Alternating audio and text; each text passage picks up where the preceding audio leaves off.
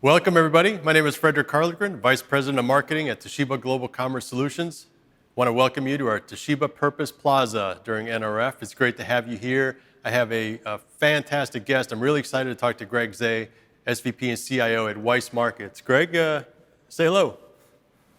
How you doing, Fredrik? Nice to see you here today at NRF. Yeah, it is. It's great. So I appreciate you joining us through Zoom. Of course, we all wish we were in person, and I know I wish that we were up there on stage together in New York. But nonetheless, we're here in Zoom, and that's okay. It doesn't mean that we can't have a meaningful conversation. So excited about doing that today with you, and really talk about what you're seeing happening a little bit more generally in the industry, but also specifically all the exciting things that Weis Markets is doing. But maybe just to start, NRF is typically the place where you come to really see what's happening in the industry, what's 2022 going to be like, what are the trends and interesting conversations happening in our industry. I just want to see what your take on that is. What do you see as some of the things that are unfolding in our industry in the year ahead? Sure. NRF is a great event. Love going to it every single year. I've been going for quite a few years. Obviously, this is the second year in a row that we've been able to make it because of the pandemic. But I think all of us have gotten a MBA in Zoom meetings, so this should be a pretty good experience for us to do that. But as I look ahead at the industry, a lot of things going around. It's an exciting time to be in retail grocery. We continue to develop our resiliency here at Weis Markets. Obviously 2020 was the year of the pandemic. 2021, we decided to add to that, supply chain and human capital crises. So for 2022, we're focused on agility and efficiency. How do we get better at doing more with less? Because quite candidly, that's the world that we're living in. We're looking at a couple of key areas. We want to look at extending our digital presence. We continue to monitor the development of our click and collect capabilities. We've done a lot of channel expansion beyond just our own website, but to other providers like Shipt and DoorDash, and looking at things like Instacart and others. Obviously, we think that's a way to engage with the consumer. And then last but not least, we're obviously focused on the customer experience inside the four walls of the store. First and foremost, we want it to be a safe shopping experience for them. But we also know that we have to focus on the service while they're there. We know that customers have more options and less patience in the environment that we're operating in.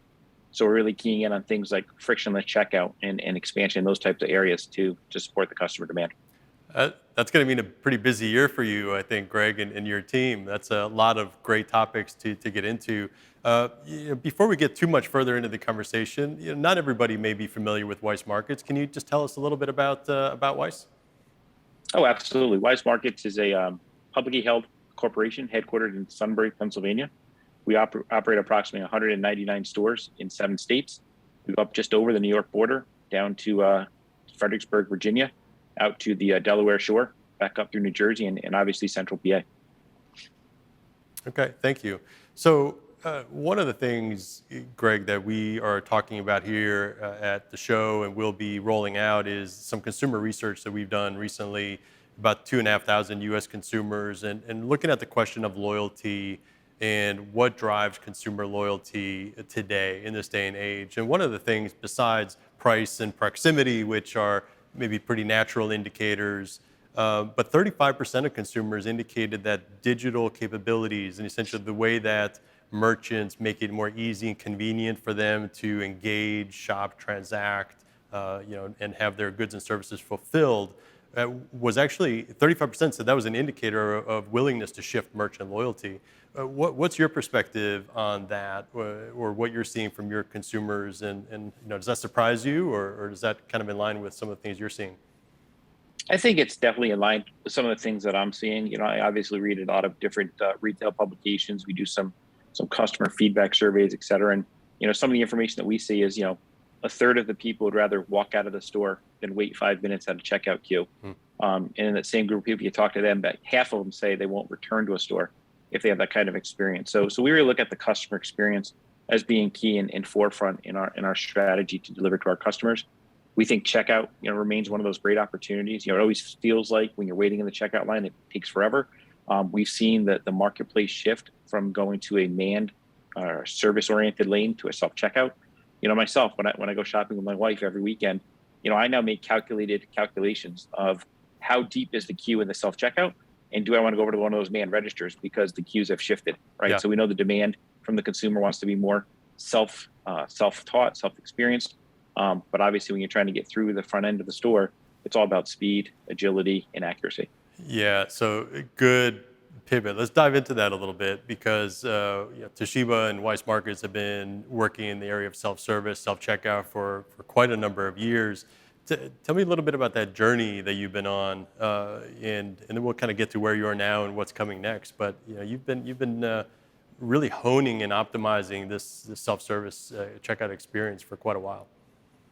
It's funny. I kind of, in preparation of us talking today, I kind of went back and looked at when we first started self checkout.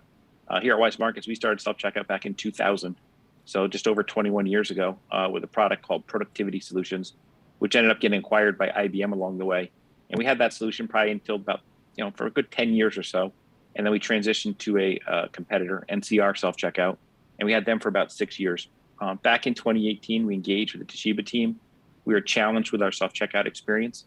We had aging equipment, software that wasn't intuitive, frustrating the customers in terms of the number of interactions that they had through that checkout experience. So we started down a path with replacement of our self-checkouts with Toshiba. So probably I would say 2018 to 2019 was our replacement timeframe.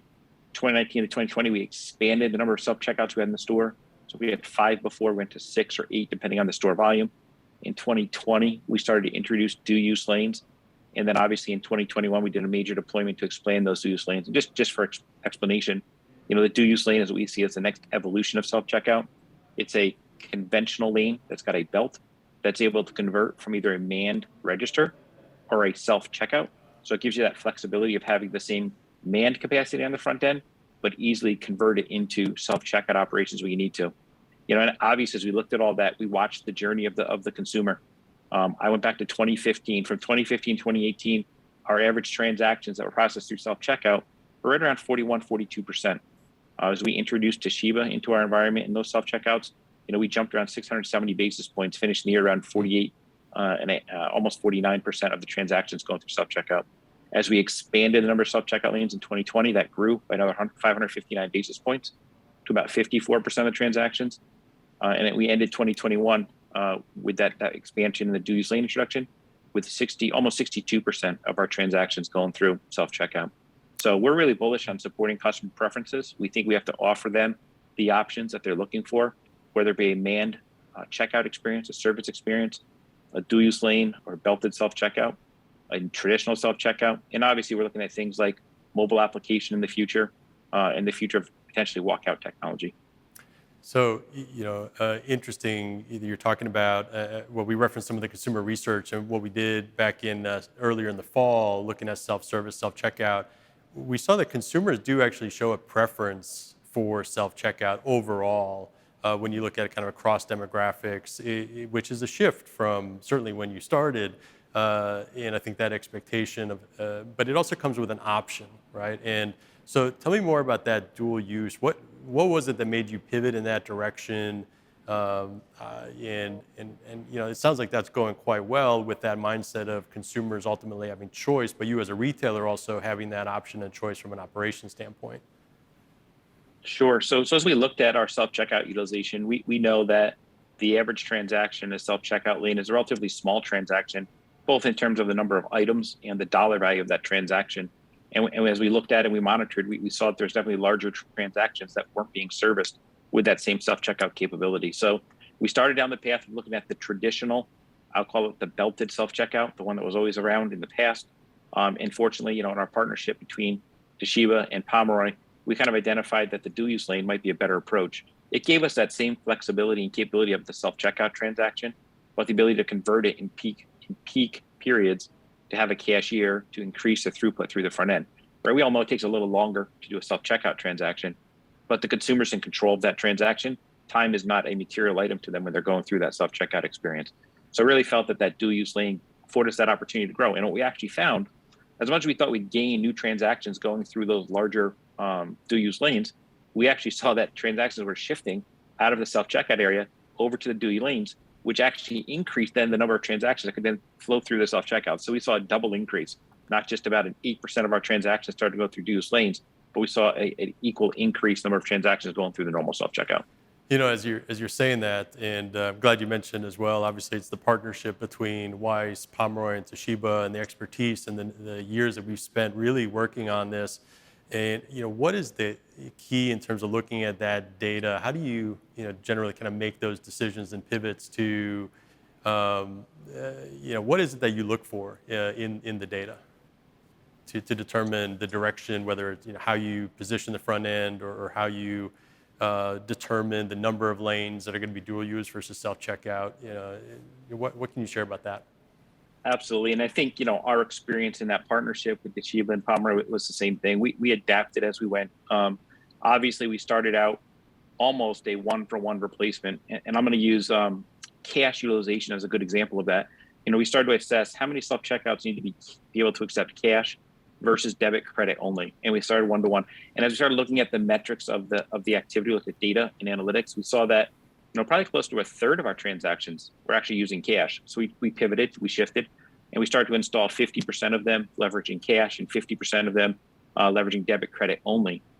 We know that when you look at self-checkout, one of the big challenges is maintaining those bill and note recyclers.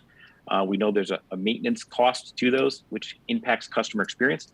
We want to make sure the lanes are always up and open. So we kind of started to shift to do that. And then as we started looking at the front end overall, we really identified as those transactions started growing from 42% to 51% to 55%, we started to balance out our stores to say, hey, listen, we can go 50% of the lanes in the front can be self-checkout and 50% can be manned. And as we expand dual use lanes and we look at our new store builds, we're 100% self-checkout capable. We started that probably in 2020. Stores that were opening in 2020 were opened up to 100% self-checkout capability. That's really interesting. What's the voice of customer on that? Because you see that there's retailers kind of trying that all over the country. What are your consumers? What's the response? Well, I think it's a mixed response. When we introduce any technology in the store, it's a mixed response from the consumer. Half of the consumer is going to say, you've eliminated somebody's job. Half of the consumer is going to say, great, it's going to make me more efficient because I can do a better job scanning my grocery products than the cashier can. But overall, I would say we've had very positive feedback from our consumers. As we were in stores installing those Toshiba self-checkouts, they were very excited about the interaction with the new system and how it would hold all the interventions to the end of the transaction to give them a more seamless experience. Very, very positive feedback from that. Our associates liked it because there wasn't as much interaction with an individual lane. It was more watching an entire pod or entire area of self-checkouts. So we've had nothing but positive feedback from the consumers on these changes that we're making and the things we have coming. That's great, and congratulations on kind of the success you've had. Now, I think probably a lot of our audience is thinking, well, what's next? And you use the word frictionless and walk out, and those terms, looking at where these stores are going. So where do you see self-service going? What's the next iteration of self-checkout, and what's that longer-term vision that you have? We're making announcements here at NRF around our Alera platform and computer vision technologies and solutions today for things like produce recognition, but really that expand in the future to all kinds of interesting use cases. So I'm interested in your perspectives and thoughts around where the future of this is going. Sure. So there's a number of different areas there that you've spoken to that we're working on and others, right? Obviously, during the pandemic, we were looking to deploy Amplify, which is the use of the mobile phone to do the checkout experience in the store. Obviously, as you shop, you scan the item, place the item in your cart, then go through a self-checkout to process the payment. We put that on pause. We don't want to have the engagement between the associates and the consumers during the pandemic to help them be educated and train them on that. So we'll pick that back up again. But I think for us, as we look at self-checkout, we're looking at all the other areas of the store where it presents an opportunity. First and foremost, we know that our deli food service area is an area that traditionally has a manned register. And there's a lot of time for an associate that's servicing a customer to take off their plastic gloves to go over to ring somebody out, put the gloves back on and service the next customer. So we're looking at things like the hybrid kiosk for those types of areas to try to be able to give that same flexibility to the consumer. You mentioned the things like Alera. We also use Elevate and the camera technologies. One of the biggest pain points that we saw was during the pandemic. We actually had great feedback from our consumers on self-checkout as we turned off the weighted security. They loved the experience. Their throughput just about doubled. Sure. Obviously, we then went through the challenge of turning that back on because as a retailer, we have to balance efficiency with theft. So we do need something to help us make sure that things are being properly paid for, but we're very bullish on those newer technologies that use video and artificial intelligence to look at what types of items are flowing through that aren't being rung up in the T-log and alerting the consumer to kind of to reinforce the positive behavior of making sure it worked properly. Okay. Yeah, thanks, Greg. So, at the end of the day, voice of customer is something that, I'm sure we both focus on a lot. How do you take that into account? What's that process for you to kind of connect with your consumers as it impacts these decisions that you're making? Yeah, we have a great feedback process that our front end operations team has with the consumer via surveys and some focus groups that they have. We use that information to kind of help us develop what our strategy is going to be in relation to the types of technology. Now it's all balanced on market. When I use some of those averages and I say that we're doing 62% of our transactions through self-checkouts, we have stores as high as 80%. Right. We have stores as low as 30%, right? So you have to kind of understand where the consumer is in their journey, their acceptance, and we kind of balance that out. Weis Markets in whole takes the approach that we are not necessarily a leading edge organization, but we're a fast follower. Fortunately for us, as we looked at our deployment with Toshiba and self-checkout, we couldn't be more excited that we were kind of visionaries in that respect in terms of getting that deployed and expanding the footprint pre-pandemic, because we really saw that as an opportunity to really provide what the consumer is looking for in terms of a safe checkout experience. Yeah, well, thank you, Greg. So, yeah, thank you for spending some time with us today and representing Weis Markets and sharing really the success you're having around the front end self-service, self-checkout, and where you're going. Any final words or thoughts for the audience as we're here at NRF and looking forward? Well, obviously, I want to wish all of our retail partners, both within the trade and those that support the trade, very safe travels and safety while they're at the event. It's great, definitely one of the premier showcases of retail technologies. It's second to none. I wished we were able to go this year. I really appreciate the opportunity to spend time with you and talk to you about our self-checkout journey. And I really want to say thank you to Toshiba. I think what you guys are trying to do with the virtual experience is great. It lets those of us that can't make it there still participate in the show, but it also lets me get more broad in our organization and the number of folks that are able to attend because they've got that digital capability. So I really think the virtual event is the way of the future. Well, thank you, Greg, again, and thank you, the audience, for listening in today. Really appreciate it. Our theme at NRF and throughout this year for Toshiba is Accelerate with Purpose. And I think what you heard from Greg and his team is really their commitment to the purpose and helping drive a better consumer experience. And that's fantastic. So thank you all. Please go to acceleratewithpurpose.com, learn more about what Toshiba is doing, and thank you for joining us today.